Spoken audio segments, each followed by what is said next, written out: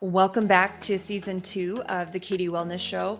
I am back with more amazing tools, awesome interviews, and some great discussions to help you optimize your health, body, mind, and spirit.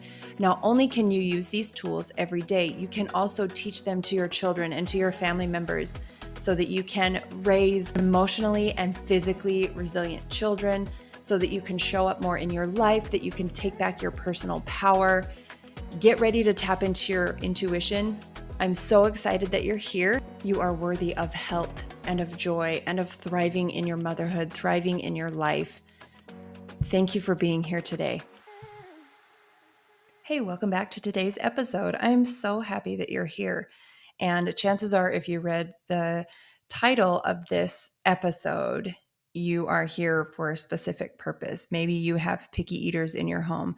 Maybe you recognize that some of the foods that your kids are eating are having negative health effects, and you want to know how you can transition your family and your kids to healthier eating.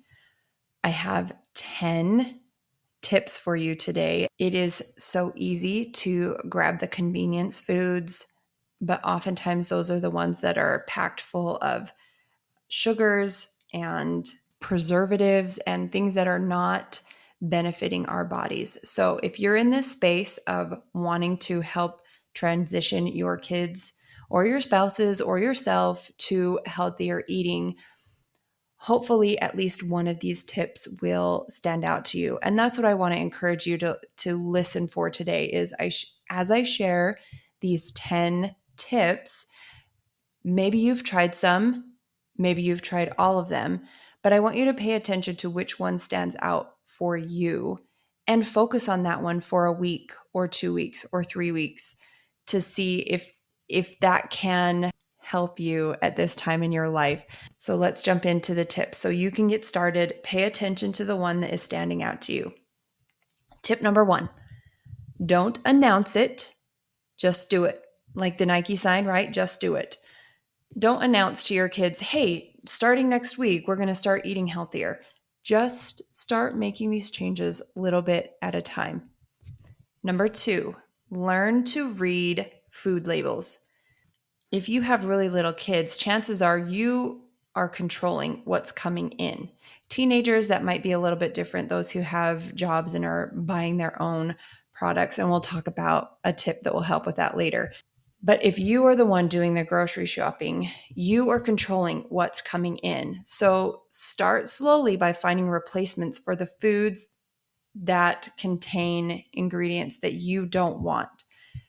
Examples are food dyes. You want to avoid food dyes. They are linked to hyperactivity, and they are often found in brightly colored foods and candies, but also sometimes they can be really tricky by being added to things that are already that color, but because of processing and making foods shelf stable, they have to add dyes in order to make foods look delicious to us. Did you know that many pickles have food dyes in them?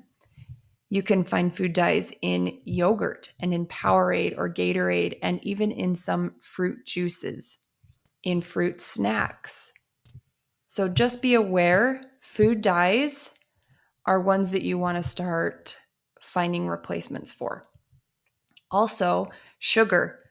It can be described as a lot of different things on food labels, including high fructose corn sugar, dextrose, glucose, fructose, maltose, sucralose, maltodextrin, lactose. The most damaging to your health are high fructose corn syrup, maltodextrin, and refined sugars.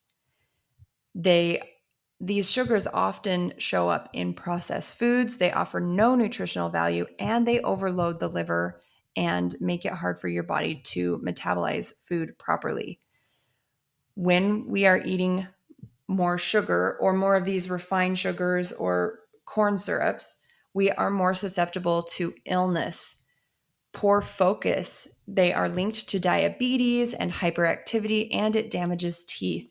These are often found in high amounts in soda, fruit juice, flavored yogurts, granola bars, cereal, baked goods, packaged snacks, ketchup, and dressing. So just be aware of the foods that you're consuming and start to find replacements for the foods that contain sugar, especially high fructose corn syrup, maltodextrin. Also, avoid excess sodium.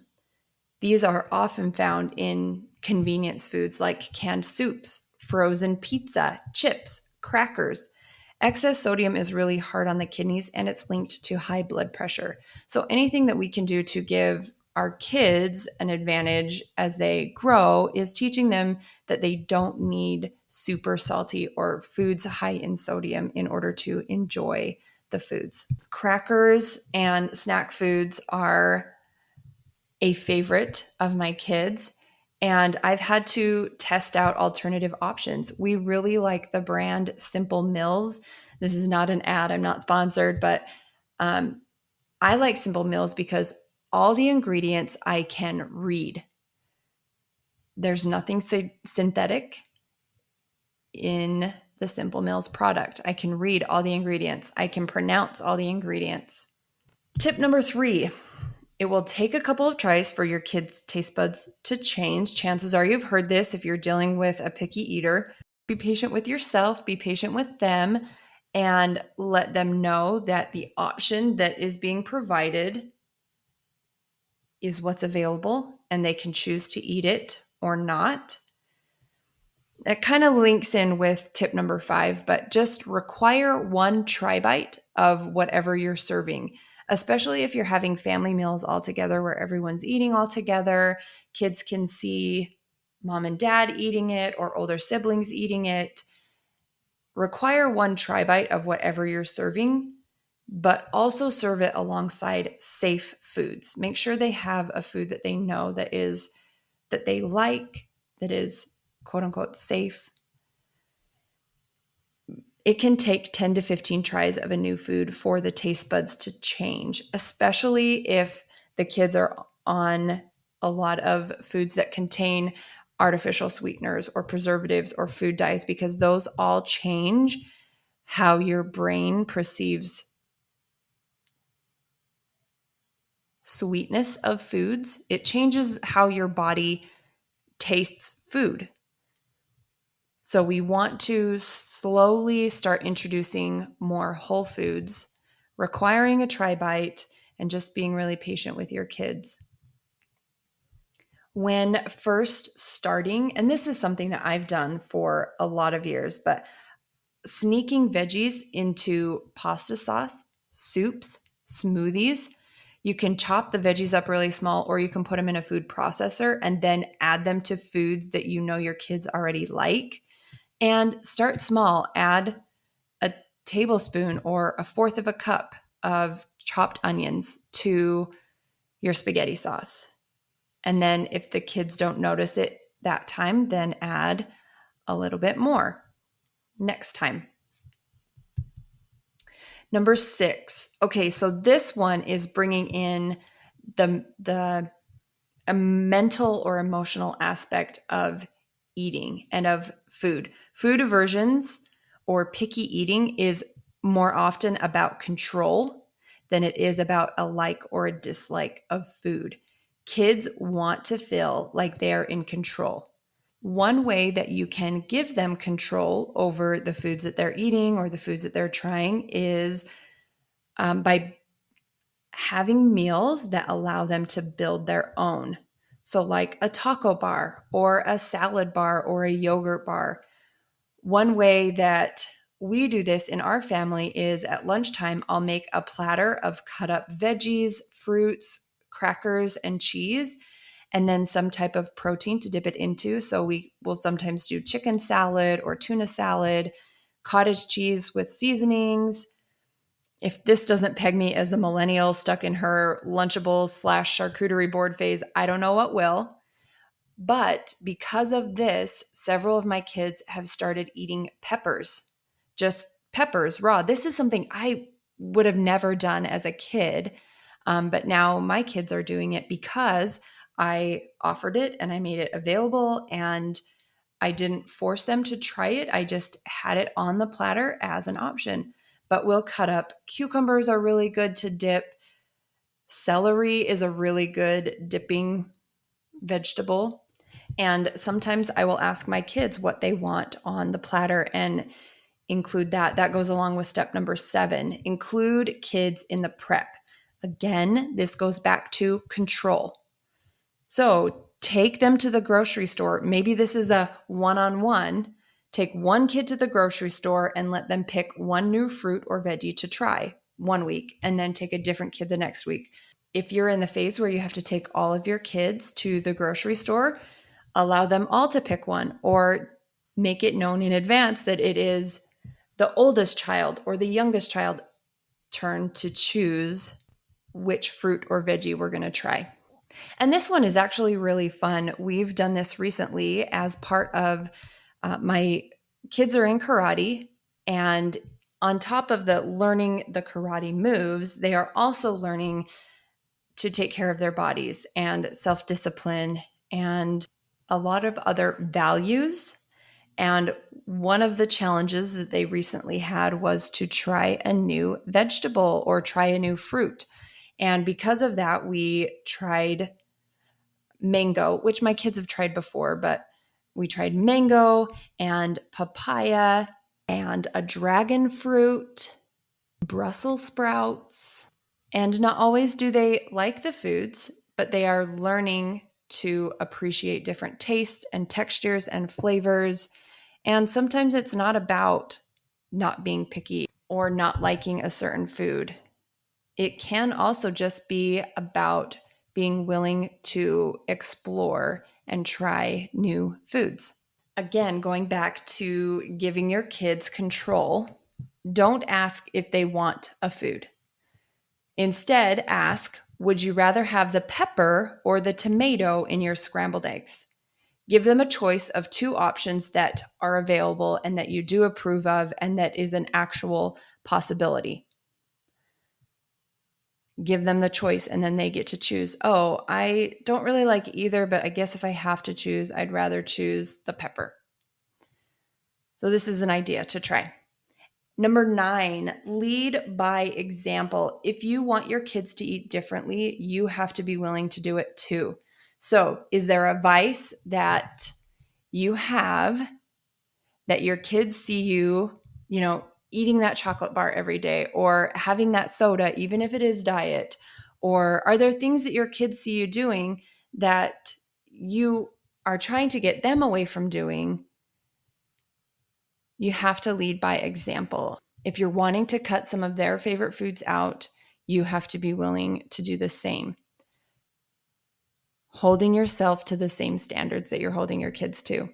Part of getting your kids to eat differently or changing their habits is to make sure that the foods and snacks you want your kids to eat are visible, that are easily accessible, and they are prepped and ready to go. I do not know of a single kid who will cut up his own carrot just to eat a carrot. Like if my kids are going to eat carrots, if my husband is going to eat carrots or take vegetables with him for lunch, it has to be pre-cut, prepped, ready, washed, stored properly.